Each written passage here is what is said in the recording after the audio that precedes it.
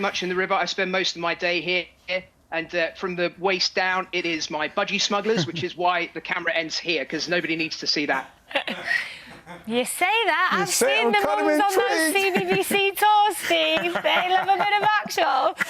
You have encountered so many dangerous animals. Do you think that some of these animals get a bit of a bad rep because you get excited when other people might say, oh, I don't want to meet one of those? We massively overstate the danger that animals can be to us, and particularly things like sharks, big cats. Their actual danger to us statistically as human beings around the planet is nearly nothing. So I think it's much more important that we develop a fascination for these animals, that we learn to live alongside them happily and safely, which is pretty easy to do when you're alongside the Thames. It's not like I'm going to get savaged by a crocodile when I get in here. But yeah, to me, getting a respect for wildlife, wanting to learn about where it comes from, its evolution, its biology, its physiology. Those are the exciting things about what I do. I think when we watch you on the telly, we get such an insight, it's an education into these animals that not many people get to see and encounter. Taking the stories on stage, which you're doing, I'd imagine would be really, really special, really sort of intimate angle on what you do.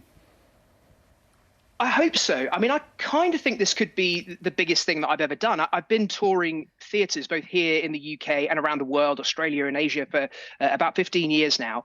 And it was suggested that I up the ante and start doing these shows, a deadly show, a deadly live show in arenas. And we're talking about like the Manchester Arena and the O2 and Newcastle, Hull, Bradford, Bournemouth, all these places on a massive, massive scale. It's super intimidating. It will definitely be the scariest thing that I've ever done. It makes diving with great white sharks look like nothing. The thought of striding out in front of 10,000 people all demanding to be entertained it is easily the scariest thing I've ever done. But I guess the challenge is to bring to life all the things that I get to do for a living, to bring to life the deadly animals through stunts and tricks and bloopers and outtakes, and stage science is going to be part TED Talk, part Christmas panto. I'm going to kind of abseil in from the ceiling, wielding a whip and chucking knives and axes and doing all kinds of crazy things to try and bring biology to life.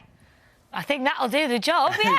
He sold it. But, look, that's one experience. And like you say, you're going to look in the whites of people's eyes. You're going to have tens of thousands of people wanting you to entertain them. It's very... Now, in this day and age, there are still sunken cave systems that nobody has ever swum into before. And you can now, in 2025, go into one, swim into it, see stalagmites and stalactites and beautiful cave environments that have never been illuminated by light ever.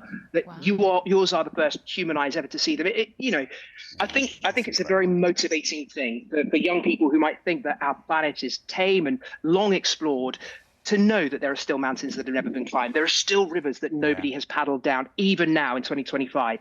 Yeah, that's so true. Hey, speaking of the river behind you there, maybe no crocodiles coming your way, but sometimes you see some otters, don't you, in the back garden there? Are they about at the moment?